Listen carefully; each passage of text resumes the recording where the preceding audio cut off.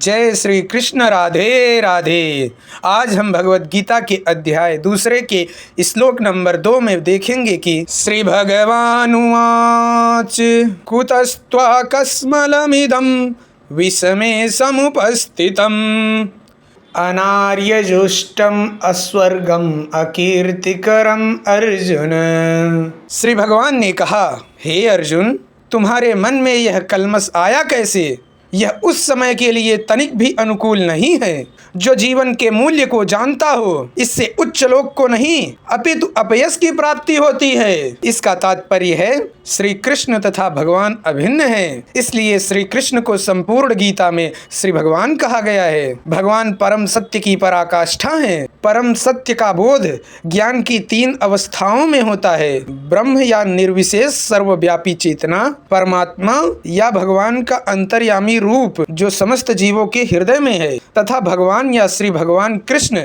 श्रीमद् भगवद गीता में 1.2.11 में परम सत्य की यह धारणा इस प्रकार बताई गई है। वदन्ति तत्त्वविदस्तत्त्वं यज्ञानमद्वयं ब्रह्मोति परमात्मोति भगवानिति शब्दते। परम सत्य का ज्ञाता परम सत्य का अनुभव ज्ञान की 3 अवस्थाओं में करता है, और ये सब अवस्थाएं एक रूप हैं। ये ब्रह्म, परमात्मा तथा भगवान के रूप में व्यक्त की जाती हैं। इन तीनों दिव्य पक्षों को सूर्य के दृष्टांत द्वारा समझाया जा सकता है, क्योंकि इसके भी 3 भिन्न भिन्न पक्ष होते हैं।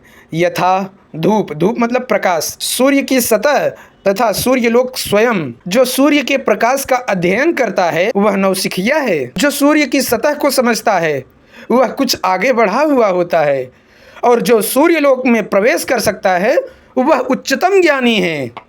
जो नौसिखिया सूर्य प्रकाश, उसकी विश्वव्याप्ति तथा उसकी निर्विशेष प्रकृति के अखंड तेज के ज्ञान से ही तुष्ट हो जाता है, वह उस व्यक्ति के समान है जो परम सत्य के ब्रह्म रूप को ही समझ सकता है। जो व्यक्ति कुछ अधिक जानकार है वह सूर्य गोले के विषय में जान सकता है, जिसकी तुलना परम सत्य के परमात्मा स्वरूप से की जाती है। जो व्यक्ति सूर्यलोक के साक्षात रूप की अनुभूति करता है, अतः जिन भक्तों में परम सत्य के भगवान स्वरूप का साक्षात्कार किया है वे सर्वोच्च आध्यात्मवादी हैं। यद्यपि परम सत्य के अध्ययन में रत सारे विद्यार्थी एक ही विषय के अध्ययन में लगे हुए हैं, सूर्य का प्रकाश, सूर्य का गोला तथा सूर्यलोक की भीतरी बातें, इन तीनों को एक दूसरे से विलग नहीं किया जा सकता। फिर भी तीनों अवस्थाओं के अध्येता एक ही श्रेणी के नहीं होते। संस्कृत शब्द भगवान की व्याख्या व्यासदेव के पिता पराशर मुनि ने की है। समस्त धन, शक्ति,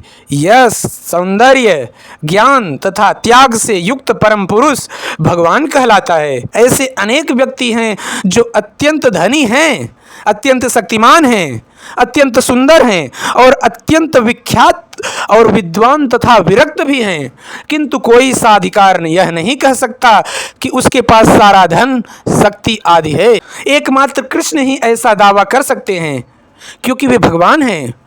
ब्रह्मा, शिव या नारायण सहित कोई भी जीव कृष्ण के समान पूर्ण ऐश्वर्यवान नहीं है। अतः ब्रह्म संहिता में स्वयं ब्रह्मा जी का निर्णय है कि श्री कृष्ण स्वयं भगवान हैं। न तो कोई उनके तुल्य है, न उनसे बढ़कर है।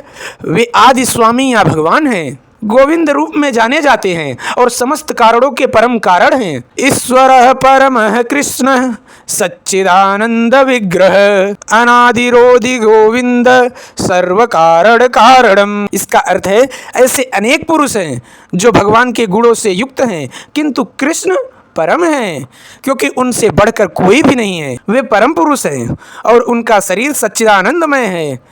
वे आदि भगवान गोविंद हैं और समस्त कारणों के कारण हैं। ब्रह्म संहिता 5.1 में भी कहा गया है कि भगवान के नाना अवतारों की सूची भी दी गई है, किंतु कृष्ण को आदि भगवान बताया गया है, जिससे अनेकानेक अवतार तथा ईश्वर विस्तार करते हैं। एते चांस कलाह पुस्सः कृष्णस्तु भगवान स्वयं इंद्रारिव्याकुलं लोकम मृडयन्ति युगे युगे। यहाँ पर वर्णित सारे अवतारों की सूचियाँ या तो भगवान की अंश कलाओं अथवा पूर्ण कलाओं की हैं, किंतु कृष्ण तो स्वयं भगवान हैं। अतः कृष्ण आदि भगवान परम सत्य परमात्मा तथा निर्विशेष ब्रह्मा दोनों के उद्गम हैं। भगवान की उपस्थिति में अर्जुन द्वारा स्वजनों के लिए शोक करना सर्वथा अशोभनीय है। अतः कृष्ण ने कुतः शब्द से अपना आश्चर्य व्यक्त किया है। आर्य जैसी सभ्य जाति के किसी व्यक्ति से ऐसी मलिनता की उम्मीद नहीं की जाती। आर्य शब्द उन व्यक्तियों पर लागू होता है जो जीवन के मूल्य को जानते हैं और जिनकी सभ्यता आत्म साक्षात्कार पर निर्भर करती है। देहात्म बुद्धि से प्रेरित मनुष्यों को यह ज्ञान नहीं रहता कि जीवन का उद्देश्य परम सत्य विष्णु या भगवान का साक्षात्कार है। वे तो भौतिक जगत के ब्रह्म स्वरूप से मोहित हो जाते हैं। अतः वे यह नहीं समझ पाते कि मुक्ति क्या है। जिन पुरुषों को भौतिक बंधन से मुक्ति का कोई ज्ञान नहीं होता वे अनार्य कहलाते हैं। यद्यपि अर्जुन क्षत्रिय था किंतु युद्ध से विचलित होकर वह अपने कर्तव्य से गुमराह हो रहा था। उसकी यह कायरता अनार्यों के लिए ही शोभा देने वाली हो सकती है। कर्तव्य पथ से इस प्रकार की विचलन न तो ख्याति प्राप्त की जा सकती है। भगवान कृष्ण ने अर्जुन द्वारा अपने स्वजनों पर इस प्रकार की करुणा का अनुमोदन नहीं किया। जय श्री कृष्ण। राधे।